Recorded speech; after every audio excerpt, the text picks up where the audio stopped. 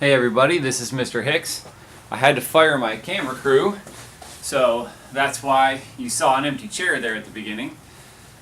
I just wanted to say hello and introduce you to something new that I'd like to do. I'd like to produce some of these videos. As I just told you, I fired my camera crew, so basically that means I'm the cameraman. I'm also the video editor. And of course, as it looks like I'm the person in the video, so you can guess these probably aren't going to be too good. But I'll do my best. This week, I introduced to you over the loudspeaker a little initiative called the Wednesday Words of Wisdom. And I'm going to email that out to everybody, but I thought this might be an interesting medium to get everybody to interact with it as well. This week's Wednesday Words of Wisdom, or WOW, I've termed it. I know, real catchy. Are about our words. Life and death are in the power of the tongue. That's a verse out of Proverbs 27, I think. The Proverbs are full of great things for us to think about and learn about when it comes to wisdom. Even the book of James is from the New Testament as well.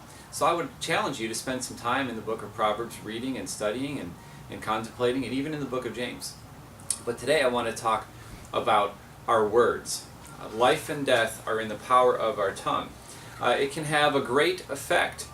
I'm going to read some of this.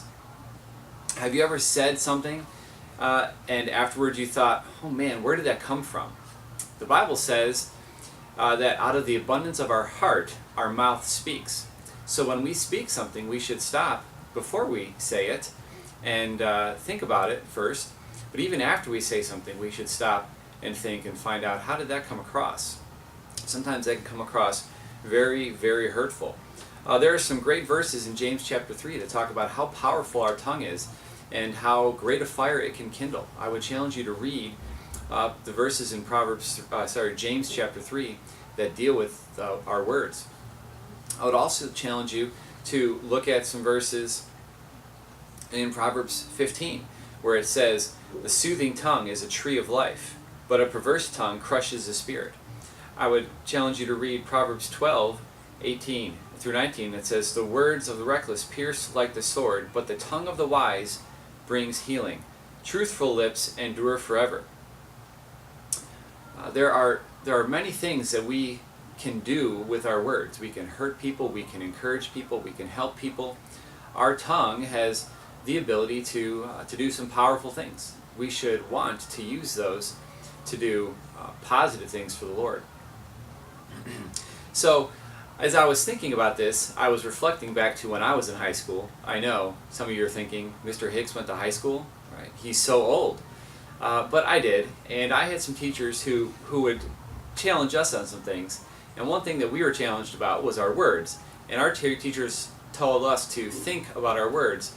They told us to find out if what we were going to say was true, if it was necessary, and if it was kind. But I actually found a little bit of an expansion of that on the internet. I know you're thinking, Mr. Hicks found something on the internet. Wow, he's so old. But I found something on the internet that expands that. If we think about our words before we speak, we need to try and make sure our words are as true and helpful and inspiring and necessary and kind. That should be our filter for what we say. Is it true? Is it helpful? Is it inspiring? Is it necessary? If it's kind. If it doesn't match up to at least 3 of those, we probably shouldn't say it. I don't know about you, but there's been times where things have slipped out of my mouth, some kind of cursing or negative word towards someone, or even just an unthoughtful phrase, and it has caused lots of pain. Let's think about our words.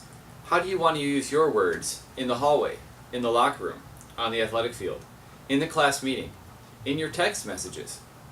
Use your words in a way that is encouraging and glorifies God this year. Have a great day.